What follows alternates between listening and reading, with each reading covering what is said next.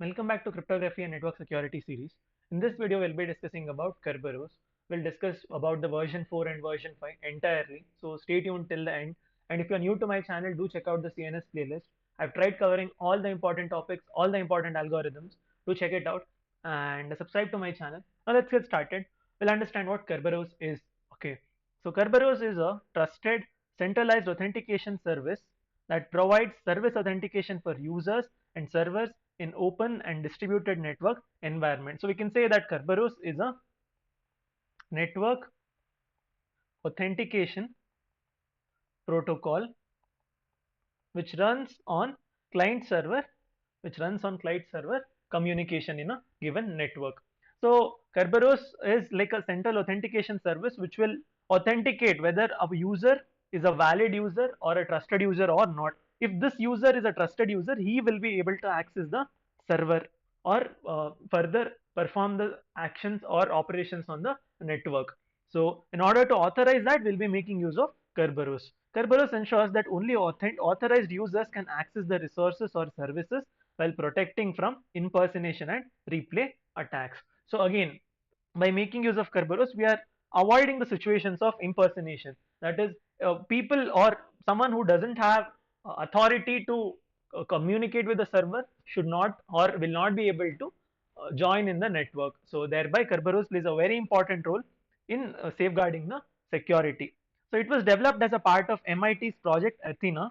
It uses symmetric encryption. So here we make use of symmetric encryption and it operates as a third party trusted mediator between the client and server. So Kerberos addresses several challenges. Okay, so the first one is providing centralized authentication. That is, instead of each user trying to manage its own authentication, Kerberos acts as a central trusted source. So this central trusted source is used for authenticating both the users as well as the servers on the other hand. Next we have is mitigating the common threats. That is, first one is to prevent users from impersonating others by ensuring mutual authentication. Then protecting from the replay attacks by using timestamps and session keys. Next we have is secure communication over the untrusted networks through encrypted messages. So like these are the challenges which are addressed by Kerberos, and that's why we require Kerberos. Next we'll look into motivation for Kerberos. So modern network environments consists of distributed systems with client workstations and servers communicating across a given network. So this includes several challenges that Kerberos is designed to address. First one is workstation impersonation. That is, a third party user may gain access to your workplace or workstation and pretend to be another user.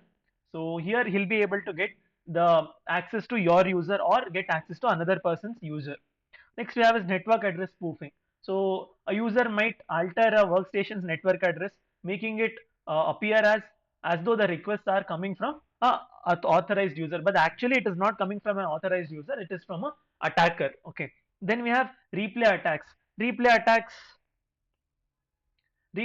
means attacker may eavesdrop on the communication happening between the user and the server. So he might capture any token meanwhile and reuse them in upcoming conversations. After once he reuses them, the sender might think, oh, he might be the server, and that's how the communication is established here. So these issues, no, they'll highlight the need for robust and centralized authentication. That's why we have the Kerberos here. So to effectively secure information in distributed environment, Kerberos adheres to the following requirements. First one is security. So Kerberos must ensure that no one can eavesdrop or no attacker can obtain the tokens or impersonate like being the other person. So it uses strong symmetric encryption, authentication and decryption processes and time-based protocols to mitigate the such conditions, such risks. Okay. Then we have reliability. That is, authentication service must be highly reliable.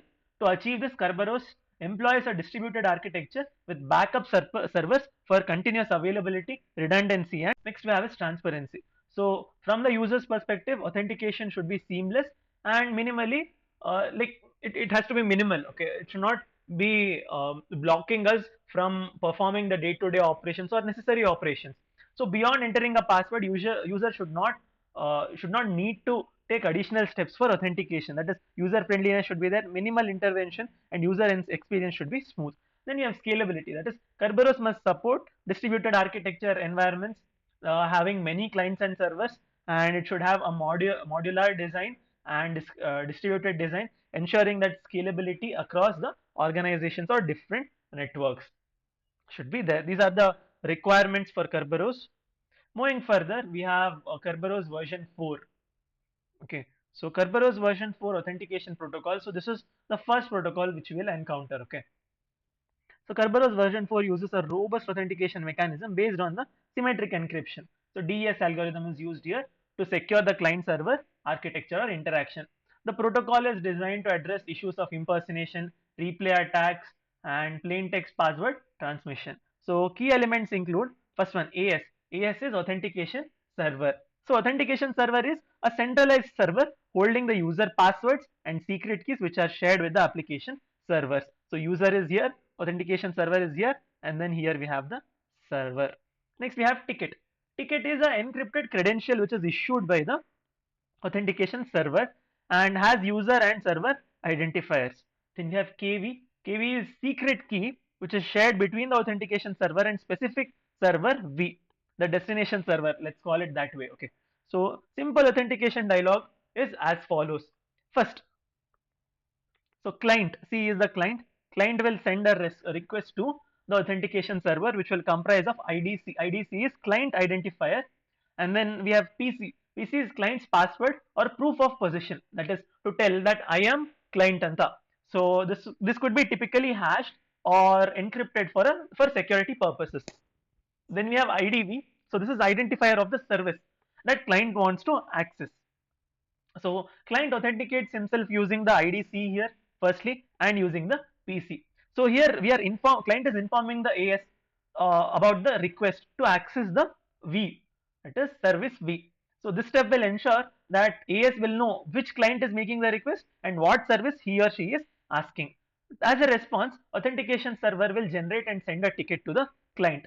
So here we have the ticket, and ticket will comprise of these many things.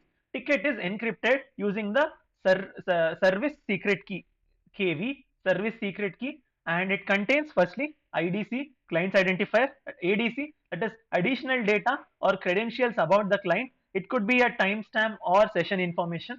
Along with that, we have the service identifier.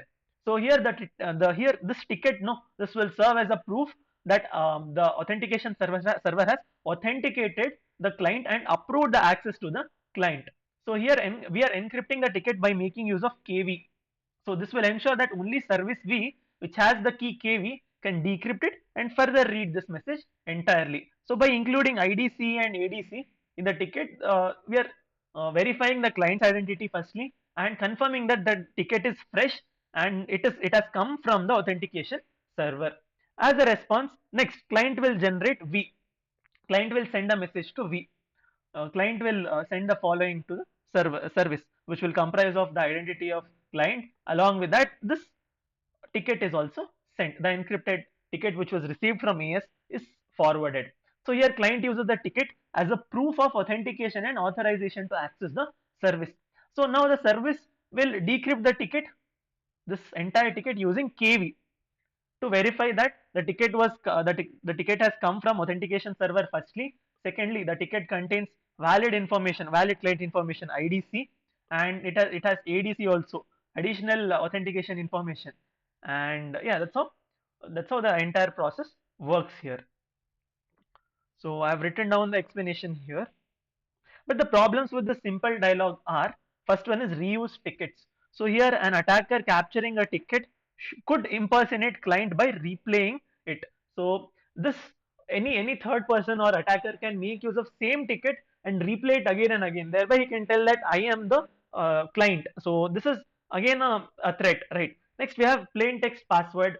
So message one transmits plain text. Message one transmits PC in plain text, which is vulnerable to eavesdropping. So there are chances of a third party or a third person gaining the access of this password of user on C. Next we have multi-password prompts. And this client needs a new ticket and password for each and every service. So here again, each and every time you need to enter new password and um, username, right? So in order to overcome this, to overcome these vulnerabilities, concept of reusable ticket granting machine (TGS) and ticket granting server, ticket granting (TGS). So these two were introduced. TGM and TGS were introduced. So the more secure authentication dialog has following steps. So here we have a more secure authentication dialog. So the first step here is client will send a message to authentication server. Client sends its identifier IDC and the identifier of ticket granting server TGS to the authentication server AS. So this request will ask the authentication server to authenticate the client and issue a ticket for interacting with the TGS. So now here what happens is client will require a TGS now. So to request that TGS, he is sending the message to authentication server. This step will ensure that authentication server will validate the client credential IDC before granting it this ticket. After authenticating, it will grant the ticket. That is, AS will give a response to C. So it will comprise of KC and it will comprise of ticket TGS. Authentication server is generating the TGS, ticket TGS, which is encrypted using the TGS key. So here we have TGS key. Let's look into this ticket TGS here. So if you can see KTGS, so we are making use of TGS key here. So this will comprise of IDC, client's identifier, then ADC, that is client session data, and then we have ID TGS, that is identifier of TGS, and then we have timestamp 1 and lifetime 1. Lifetime 1 is validity of that ticket. So the authentication server will then encrypt this message with client secret key KC and send it to client. So we are encrypting the ticket TGS firstly with the client's key to ensure that only client should be able to retrieve the ticket firstly, and after that we are encrypting this entire thing here. So the ticket is encrypted with TGS key here, ensuring that only TGS can decrypt it and validate it. So firstly we are encrypting here and secondly we are encrypting here. So after this, third step is client will give a response to TGS, right? Client sends a response which will comprise of IDC, that is client's identifier, IDV, IDV is new. So this is service identifier, that is the service client wants to access. And then we have ticket TGS, that is the ticket which was received from authentication server, and this is encrypted using the KTGS. So client uses ticket TGS as a proof of authentication here to TGS. He's sending this to TGS, right? So client requests a specific service ticket. So client will request ticket TV for desired service ID V. Next, TGS will respond to client. So TGS will verify the ticket TGS firstly by decrypting it by making use of KTGS. If it is valid, then TGS generates a new ticket, that is ticket V for requested service V. So this ticket V will comprise of KV firstly. So KV is the authentication server. The KV is the service secret key firstly. So this entire thing can be encrypted. This entire thing is encrypted using the service authentication key, which can be decrypted using the service key only. It will contain IDC, that is client identifier, ADC, that is client session data. Then we have IDV, that is service identifier, TS2, that is timestamp of ticket creation, and lifetime 2, that is validity of this particular ticket V. So the TGS will encrypt this ticket V using the service secret key KV and send it to the client. So encrypting ticket with service key will ensure that only service can decrypt it. Only this V service can decrypt it and further validate it. So now on service side, so now client sends this message. Client sends a message to V, that is service, which will comprise of IDC, firstly client's identifier, and then it will send this ticket V, the ticket received from the TGS. So here, firstly we are sending the ticket V as a proof of authentication to access the service, and then the service will decrypt this ticket V using its secret key KV, okay, and verify the client's identity and then ticket validity. So that's how this entire dialog works. So I have written down all the points here. So this enhanced scenario addresses the problems of simple authentication dialog. So here we are dealing all these problems. We are minimizing the password prompts. That is, we are making use of only single password prompt here. So user will enter their password only once per a session. So the client will generate ticket using the TGT without further user input here. Protection of user password. So user passwords are never transmitted in plain text. Instead, we make use of KC here, which is derived from the password. Then ticket reusability is again dealt here. So ticket TGS is reusable within its validity period only. Then we have the protection against spoofing. So replay protection is given. We are making use of timestamps and limited ticket lifetimes. So again, providing any spoofing condition. And then authentication of tickets is done by using the encrypted tickets here. So this was about the more authentic, more secure authentication dialog. Moving on, for Kerberos version 4 authentication dialog addresses two additional problems that previous dialogues did not fully resolve. That is, issue of captured ticket granting service (TGT) and need to ensure that ticket presenter is same client for whom ticket was issued. So this version introduces session key to provide more security here. So firstly, part A, we have authentication service exchange to obtain the ticket granting service TGT. So here client will send a request to the authentication server AS, which will comprise of the client's information, that is who is requesting authentication, and then ID of TGS, identifier of ticket granting service, that client or I want to interact with. So this is usually predefined. Okay. Then we have TS1, a timestamp one representing when the request was sent to prevent any replay attacks. So after this, the authentication server will give a response. So authentication server will give a response which will have this message. So in this message we have KC. So KC is a shared secret key between the client and authentication server AS. Next, after that we have ticket TGS. So ticket TGS is ticket granting ticket for the client to request the service tickets from the TGS.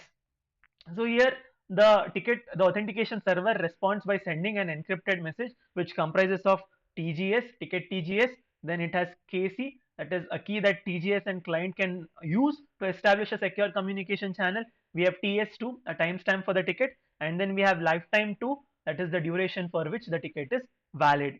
So the TGS here will allow the client to request access to the service without needing to authenticate each and every time here. So the encryption here ensures that only the client who knows the value of this KC can decrypt it and use it further. Next, in third step, we are looking at ticket granting service exchange to obtain the service granting ticket. So here client is sending a message to TGS, ticket granting server. So the message comprises of IDV, ticket, TGS, and authenticator C. Client sends a request to TGS to obtain the service ticket ticket V for accessing a specific service IDV. So this is in the next steps. Okay. So we have IDV here, which is the service identifier. Then we have ticket TGS, that is ticket granting ticket, and then we have authenticator C. Authenticator C is a data structure which will provide the client identity. This is usually encrypted using the client key KC. So here we are doing this because client is requesting a service ticket from specific service IDV, and the authenticator will prove that client is authenticated. After that, we have fourth step here, that is ticket granting server will give a response in this message. So ticket granting server will verify ticket TGS is valid or not firstly, and if it is valid it will generate a new service ticket, that is ticket V, for encrypted for the requested service.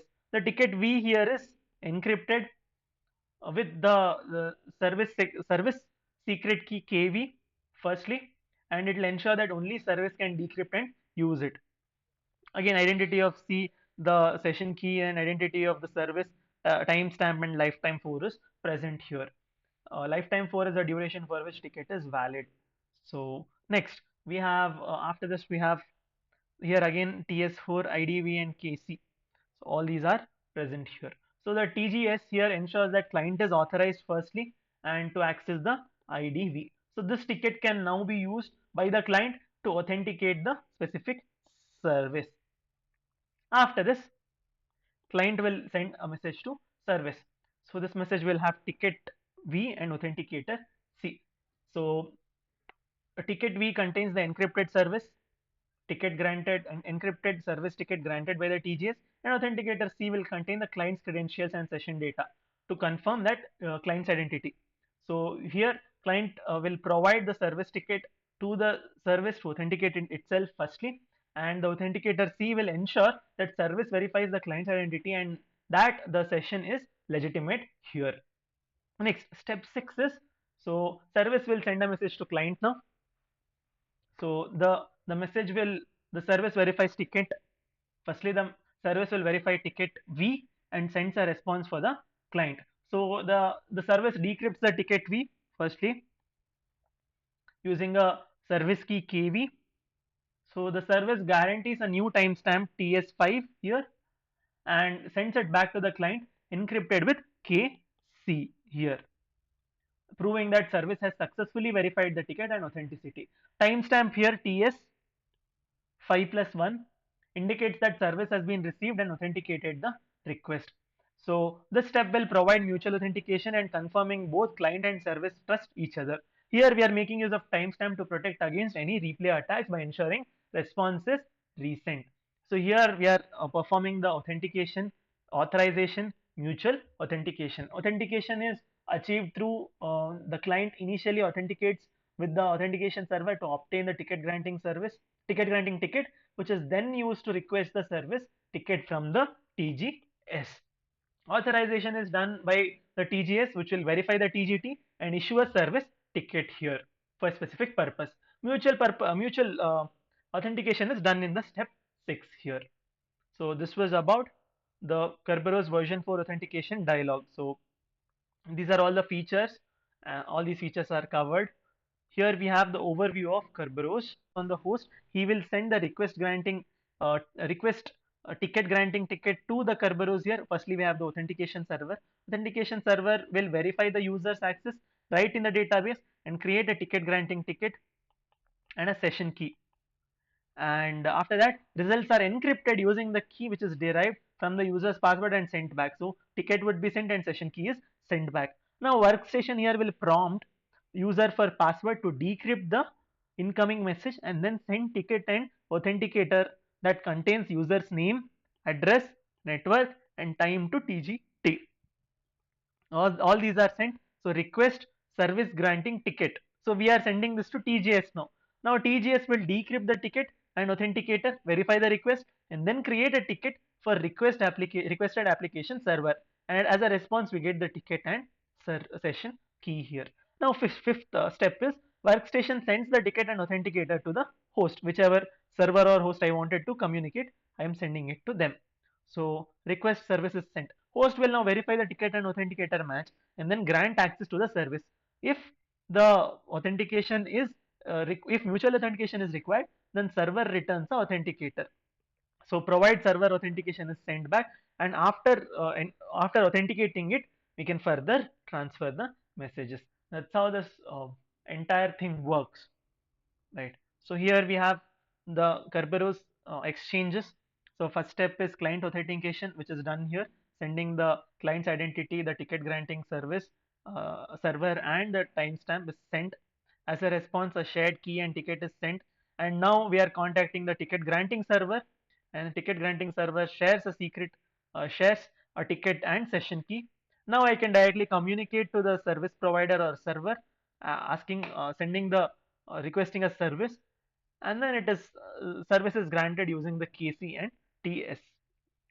TS5 plus 1. So these are all the steps which we have discussed here. The same thing they have written down in this figure. So here I have mentioned the description of the above steps in detail, so you can refer this. Next we have this figure table 15.2, which is rationale for the elements of Kerberos version 4 protocol. We know what IDC is, TGS is, TS1 is, KC, TGS and all of this. All these are self-explanatory, so you can just go through this. It's very easy to understand. Next we have is Kerberos realm and interrealm authentication. So Kerberos realm is a domain in which all participating entities are managed by same Kerberos server or set of servers. So here each realm has its own Kerberos database. So it will contain the UIDs hashed passwords and secret keys shared within the server.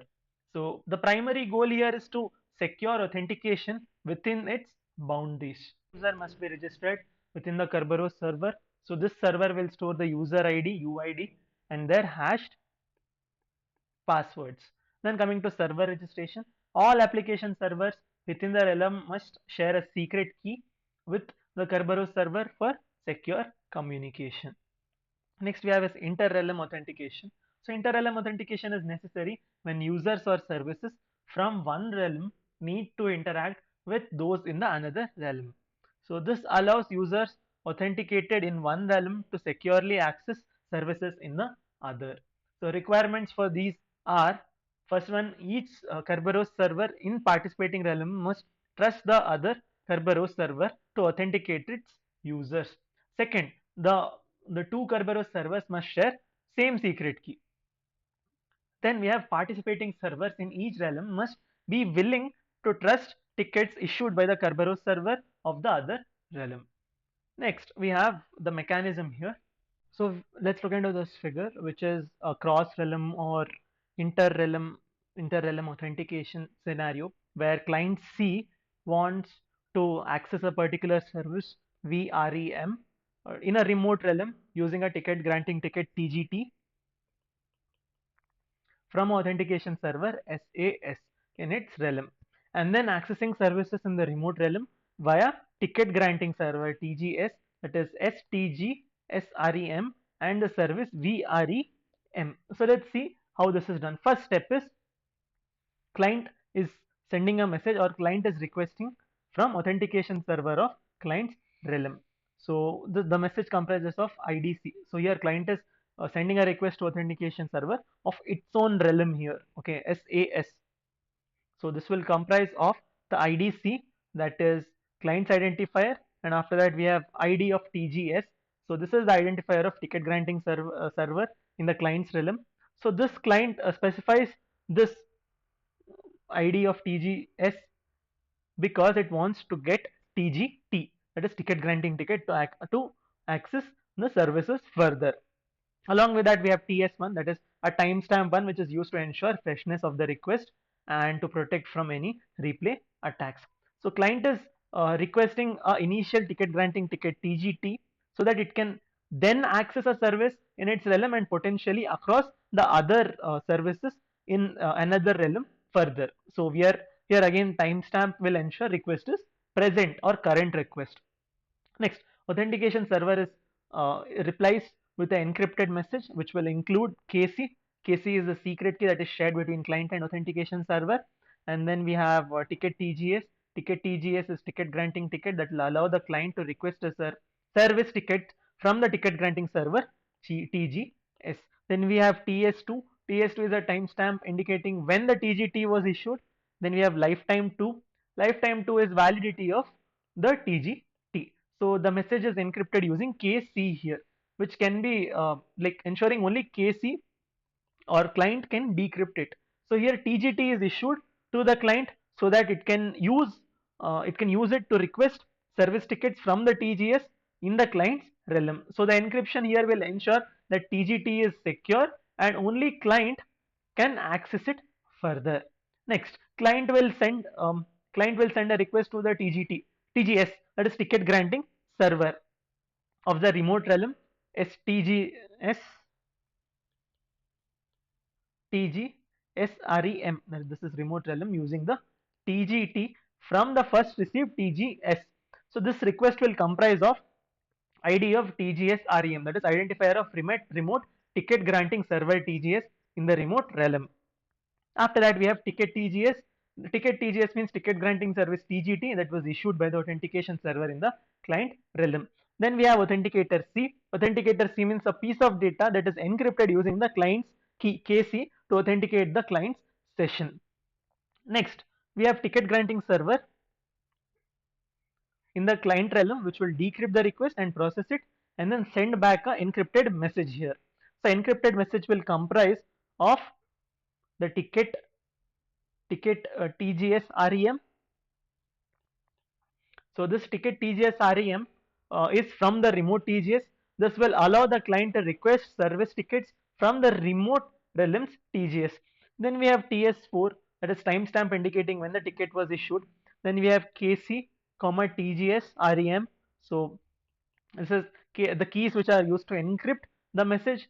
So these are shared between the client and remote TGS, and possibly between the service also. So this step is happening because the client is now authorized to request a service ticket from the remote realm TGS. So the TGT from the remote realm TGS is returned, allowing the client to authenticate using the remote realm. After this, client will now send the ticket.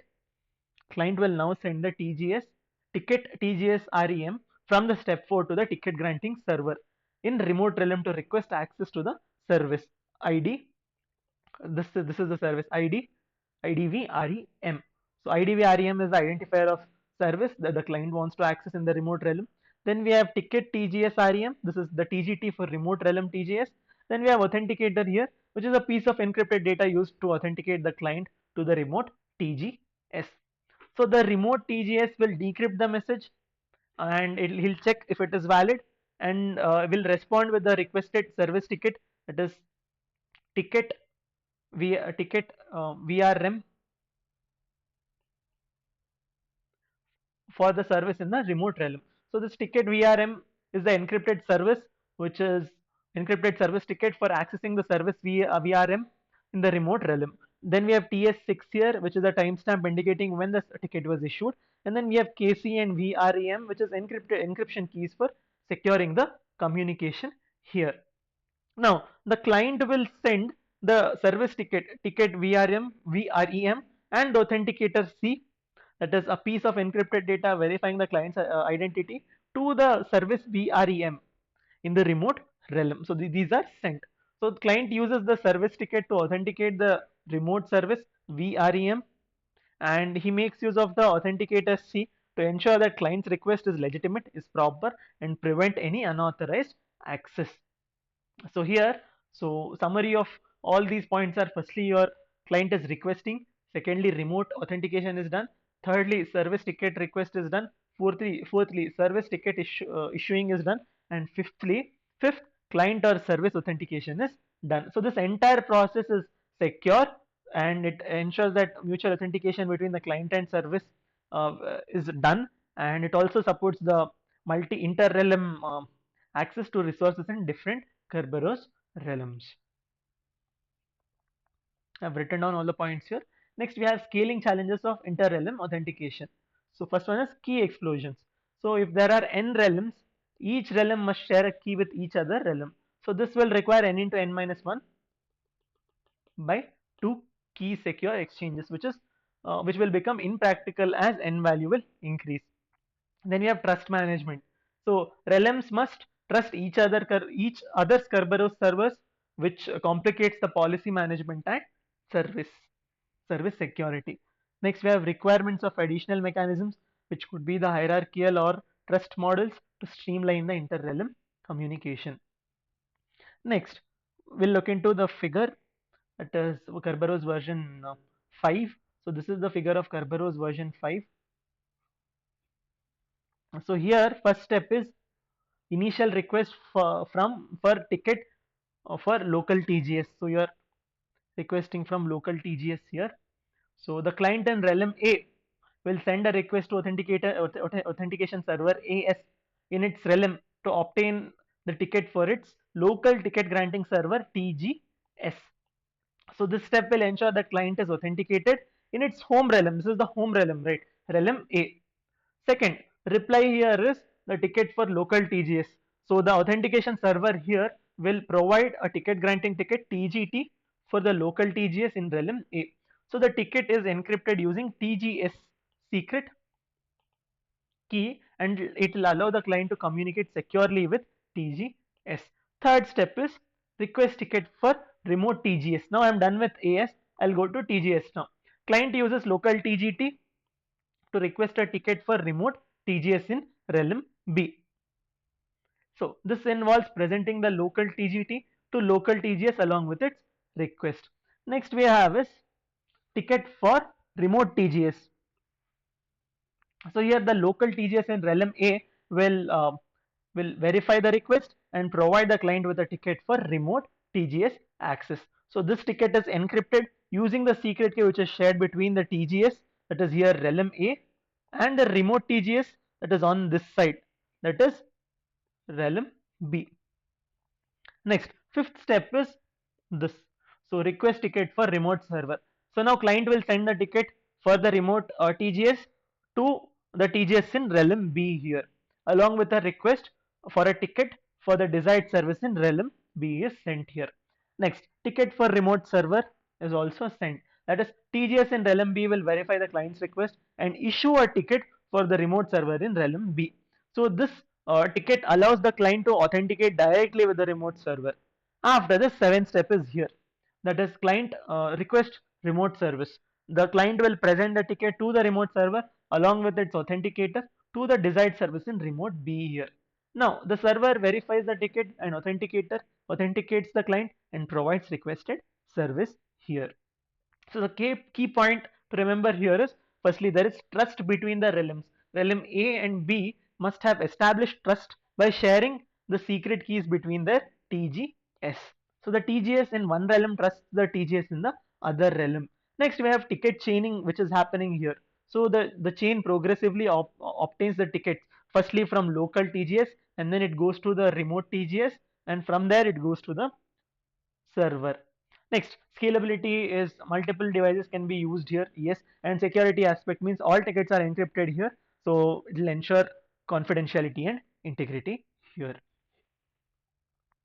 So Kerberos version 5, I've written down a few points here. So Kerberos version 5 is a network authentication protocol that is designed to provide strong secure authentication for users accessing network services.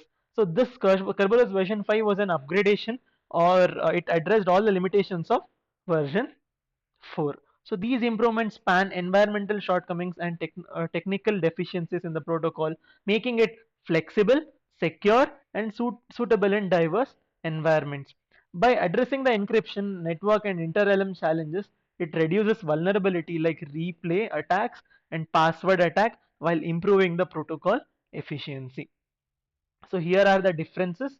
First difference is about the encryption system. So here it is fixed to DES encryption, but here it supports multiple encryption algorithms. Network protocol here is limited to IP addresses, whereas here it supports various address types, that is ISO addresses with tag types and different lengths.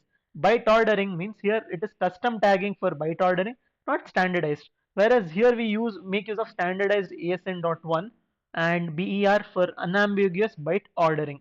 Ticket lifetime means here it is uh, nearly 21 hours, 8 bits in 5-minute increments. Here it is explicit start and end times, allowing arbitrary ticket lifetimes.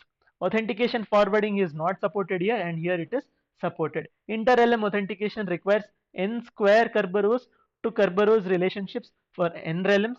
Here it implements a transitive trust model which reduces the number of required relationships. Double encryption tickets are encrypted twice unnecessarily here.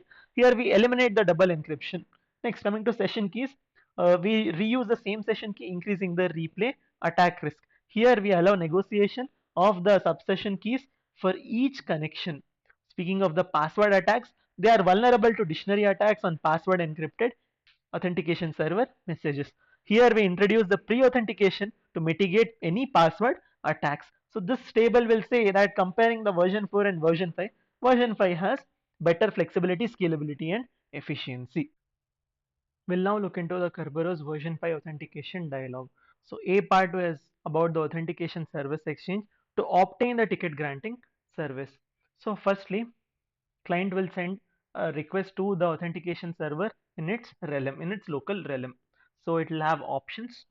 So options are the various options for the request. For example, the desired ticket type or the authentication flags. Followed by that, we have IDC. IDC is the client's identifier telling who the client is. Then we have realm C, the client's realm, a local domain that identifies a group of services and users. Then we have ID of TGS, identifier of ticket granting service here. Then we have times. Times are the timestamps used to ensure the freshness of request and prevent any replay attacks.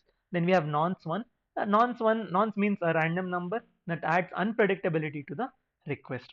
So here client needs to authenticate itself to the authentication server to receive the ticket granting ticket TGT, which will be used to request service tickets from the ticket granting server TGS.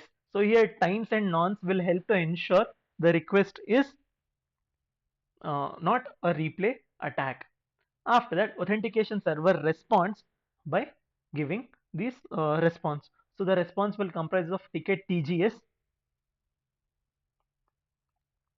So ticket TGS, ticket granting ticket, is encrypted using the TGS key, that is KTGS, which is used by the client to request the service tickets from the TGS.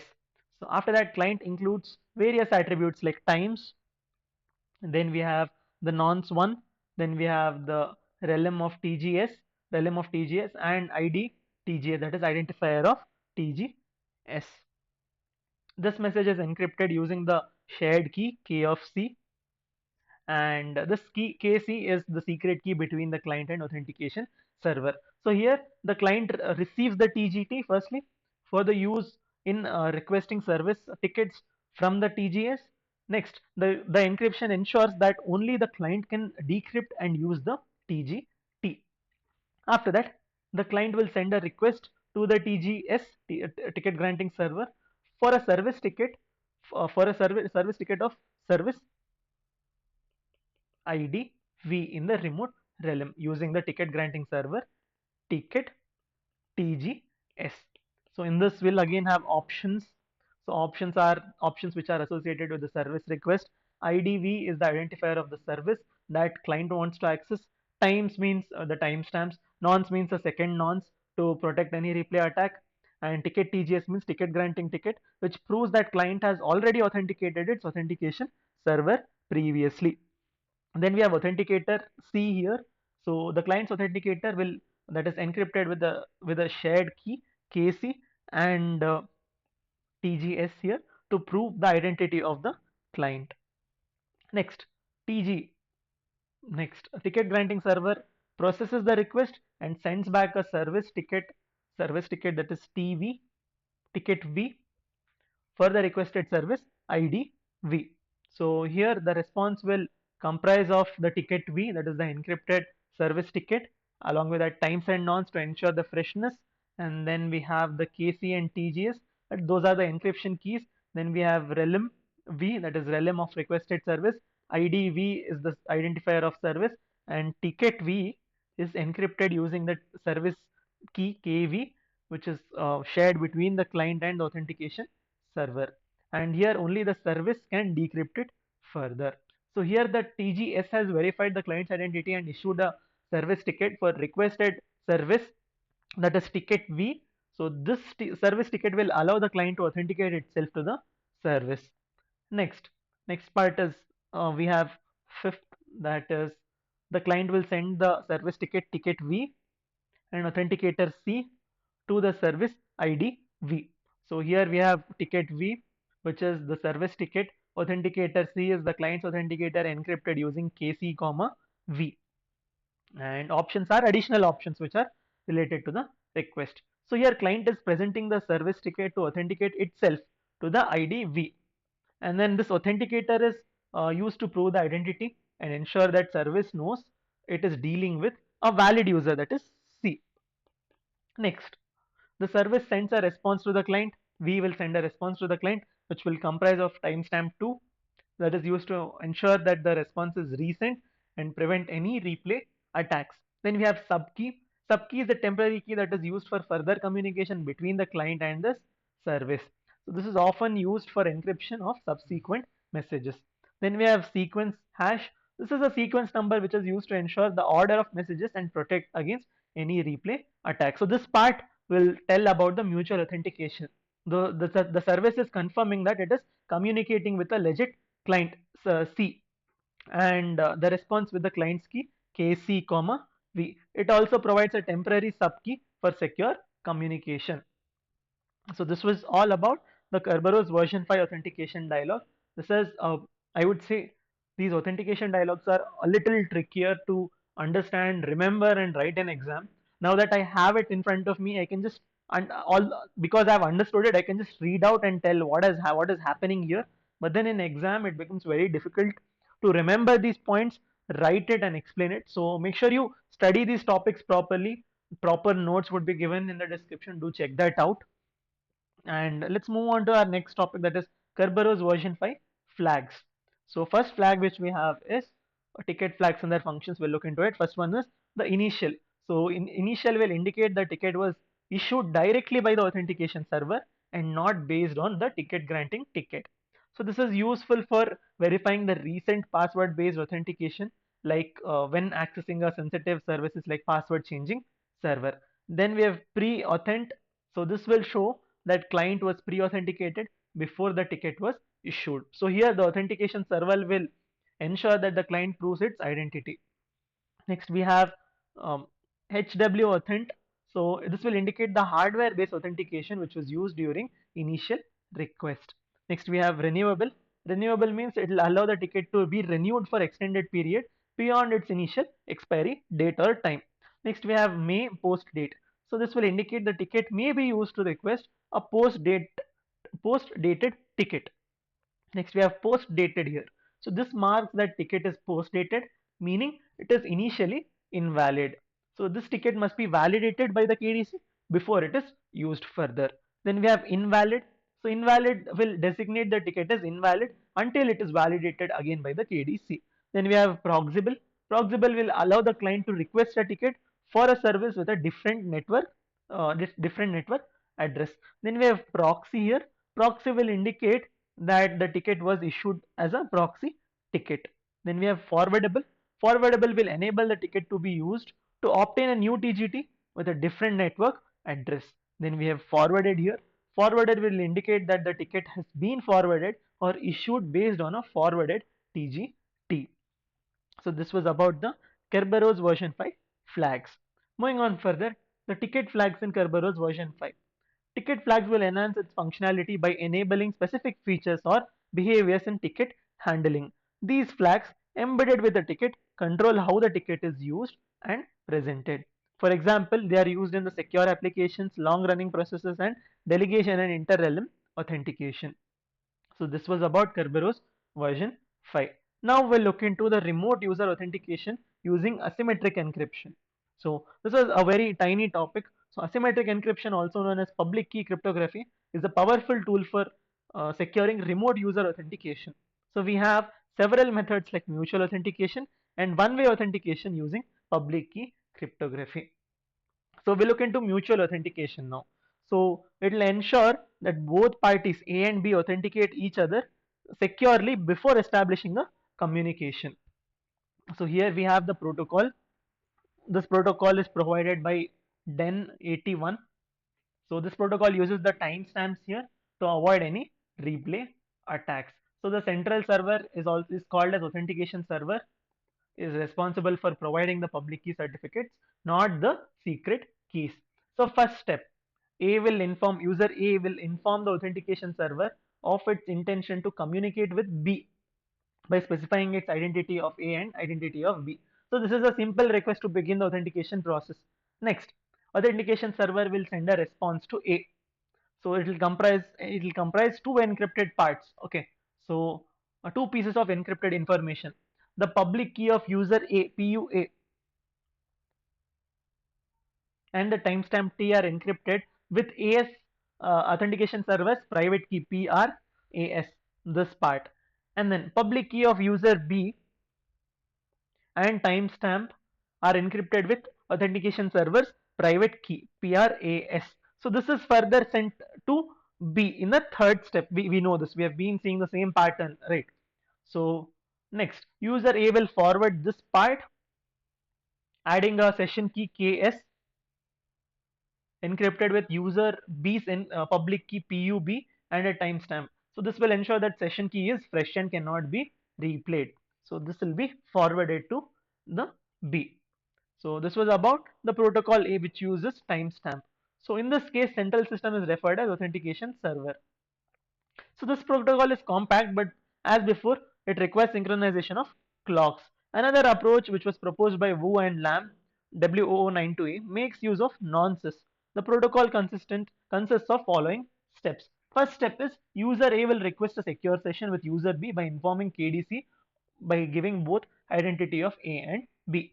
After that, KDC will send user A the public key certificate of user B, that is PUB, encrypted using a KDC's private key, this PR auth, and also specifying the identity of B. This will allow A to authenticate B using B's public key. Next, user A will generate a nonce in A and send it to user B.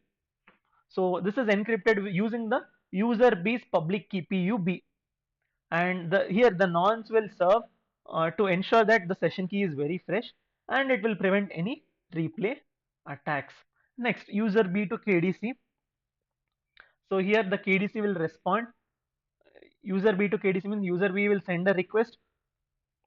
User B will send a request to KDC for user A's public key certificate and for a session key. So it also sends the nonce NA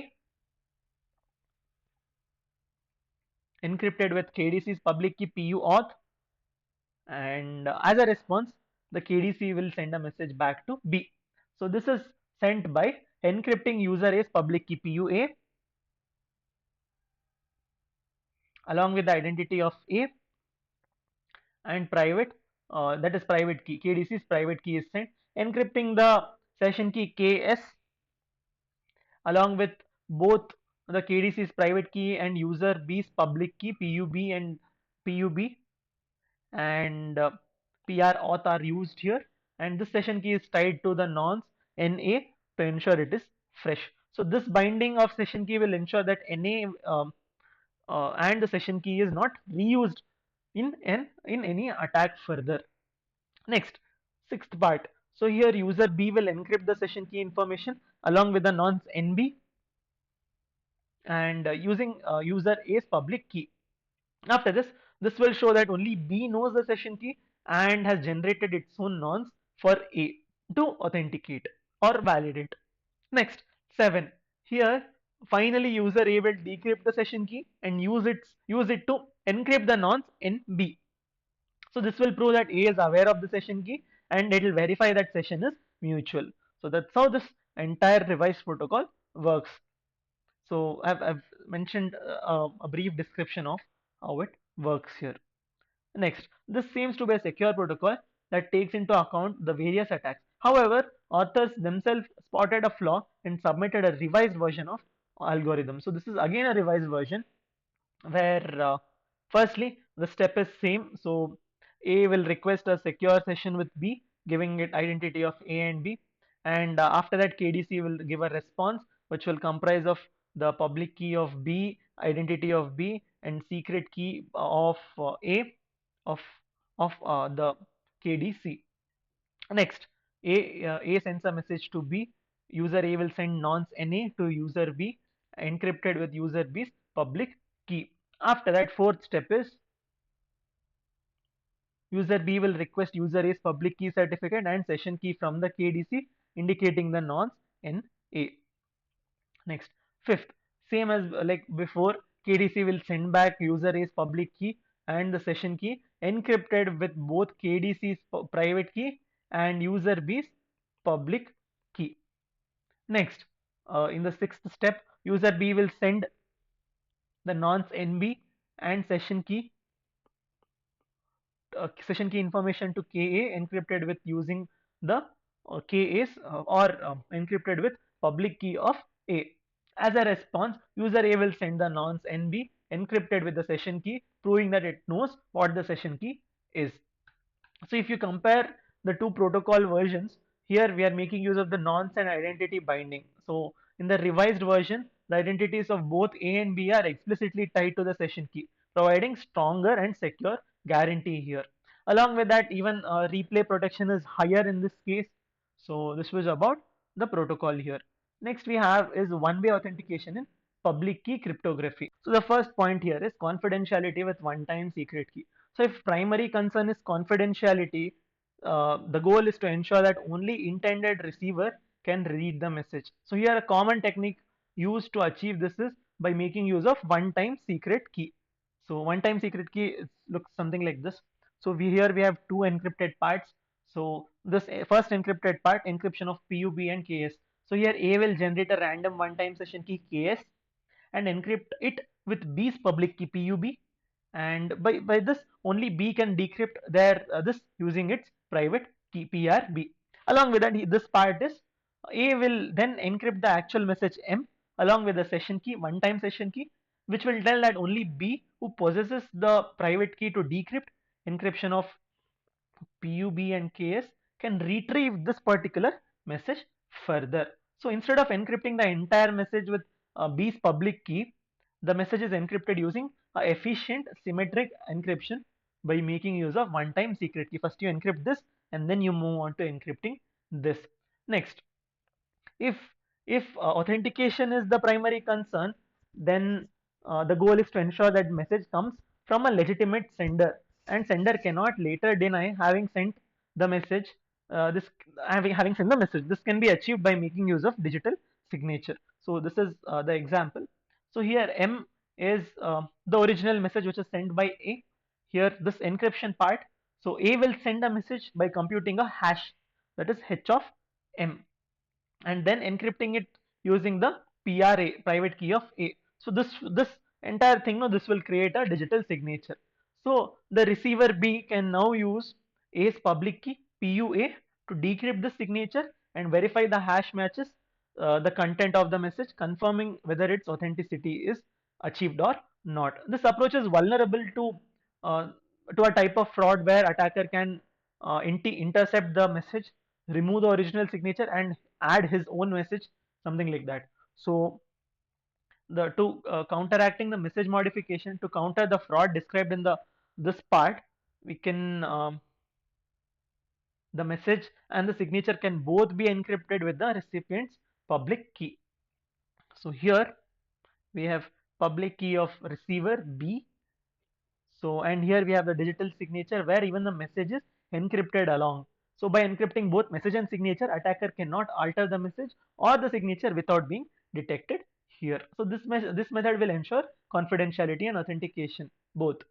Next, use of digital certificates for trust. So for digital certificates, we have this particular explanation where M is the actual message, and this encryption part is like as we have seen earlier, the certificate which we have, the certificate or digital signature which we are establishing. This is the digital signature, and then this part, encryption of PRAS, TIDA, and PUA. So A also sends a digital certificate encrypted with the authentication server private key PRAS. The certificate contains of a timestamp T, A's ID, identifier, and A's public key PUA. So when B receives this particular message, they can use the certificate to obtain A's public key, ensuring its authenticity. B can also verify the timestamp to ensure that certificate is valid and is proper time is timely. So having after that we have the combined approach. So when you are combining or encrypting the message with one-time key and digital certificate, you get this part. Okay. So this was all about the one-way authentication in public key cryptography. I know these topics are slightly difficult to understand and write, but then there's no other option. I would suggest you to watch the video again. If you have any doubts, do let me know in the comments and subscribe to my channel. Thank you.